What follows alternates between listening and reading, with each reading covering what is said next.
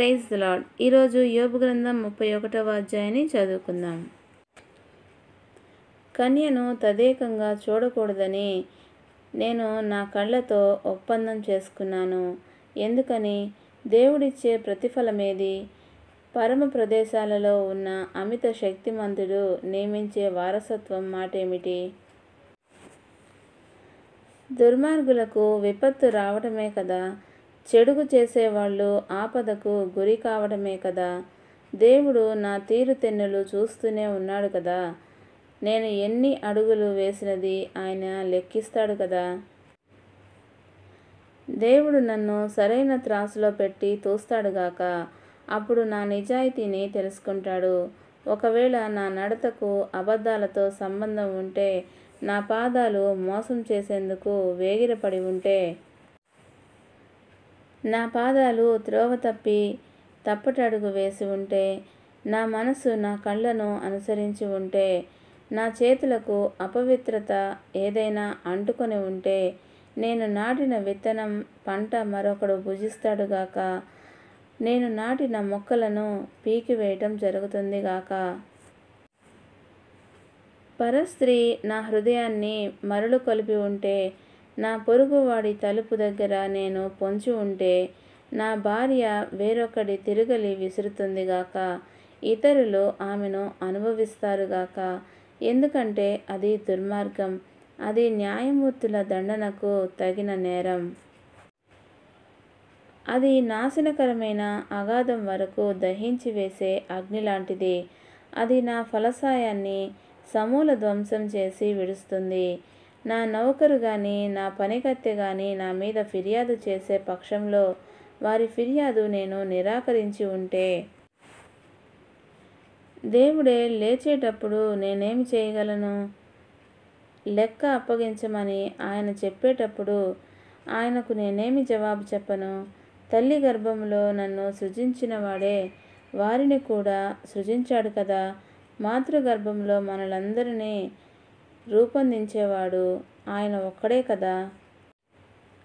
బీదలకు కావలసినది నేను బిగబట్టి ఉంటే, వితంతువుల దృష్టి మందగిలేలా నేను చేసి ఉంటే, తల్లిదండ్రులు లేని వారికి నా ఆహారం ఏమీ ఇవ్వకుండా నేనొక్కడినే తిని ఉంటే, ఎవడైనా బట్టలు లేక చస్తూ ఉండటం నేను చూస్తే, అక్కరలో ఉన్న వ్యక్తికి కప్పుకోవడానికి ఏమీ లేకపోవడం నా కంటబడితే, అతడి అంతరంగం నన్ను దీవించకపోతే, నా గొర్రెల ఉన్ని వస్త్రాలు వారు వెచ్చగా కప్పుకొని ఉండకపోతే, న్యాయసభలో నాకు పలుకుబడి ఉందనే ఉద్దేశంతో తల్లిదండ్రులు లేని వారి మీద నేను చెయ్యి చేసుకొని ఉంటే, నా భుజం కీలు తప్పి జారి పడుతుందిగాక. నా మోచేతికి ఎముక విరిగిపోతుందిగాక. కానీ నా చిన్నప్పటి నుంచి అనాథలు నా దగ్గర పెరిగారు, నన్ను తండ్రిగా భావించారు. నా తల్లి గర్భాన పుట్టినప్పటి నుంచి అలాంటి వారికి త్రోవ చూపేవాణ్ణి. దేవుని వైభవం ఎదుట నేను నిలవలేనని, ఆయన నా మీదికి నాశనాన్ని పంపుతాడేమో అని భయపడేవాణ్ణి. ఒకవేళ బంగారాన్ని నేను నమ్ముకొని ఉంటే, మేలిమి బంగారాన్ని ఉద్దేశించి నువ్వే నాకు సంరక్షణ అని ఉంటే, గొప్ప ఆస్తి ఉందని, నేను సంపాదించుకున్న సమృద్ధి అయిన ధనం ఉందని అతిశయించి ఉంటే, సూర్యమండల ప్రకాశాన్ని నేను చూసి, శోభతో చంద్రగోళం సాగిపోతూ ఉండగా చూచి, నా హృదయంలో రహస్యంగా మరలుకొని వాటిని భక్తిపూర్వకంగా నా చేసజ్ఞ చేసి ఉంటే, ఇదంతా కూడా న్యాయమూర్తి శిక్షించవలసిన నేరమే అవుతుంది. పైన ఉన్న దేవుని పట్ల నేను ద్రోహినవుతాను.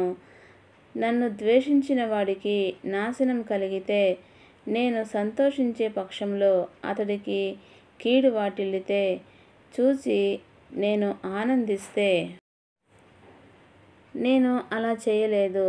అతన్ని శపించడానికి నా నోటికి సెలవీయలేదు. అతడి ప్రాణం మీదికి శాపం రప్పించలేదు. నా నివాసంలో ఉండేవారు యోబు పెట్టినది తిని తృప్తి పొందని వారెవరు అని పలకకపోతే ఏం? నేను విదేశీయుణ్ణి బయట ఉండనీయలేదు. బాటసారులకు బార్లాగా నా తలుపులు తెరిచి ఉంచాను. ఒకవేళ నేను ఆదాములాగా నా అతిక్రమాలు దాచిపెట్టుకొని నా అపరాధాన్ని నా హృదయంలోనే అట్టే పెట్టుకున్నానా? ఆ కారణంగా పెద్ద గుంపుకు భయపడి కుటుంబాల తిరస్కారానికి బెదిరి తలుపు దాటి బయటికి వెళ్లకుండా ఉండేవాణ్ణా? అలా చేసి ఉంటే పైన ఉన్న దేవుని పట్ల నేను ద్రోహం చేసిన వాడినవుతాను.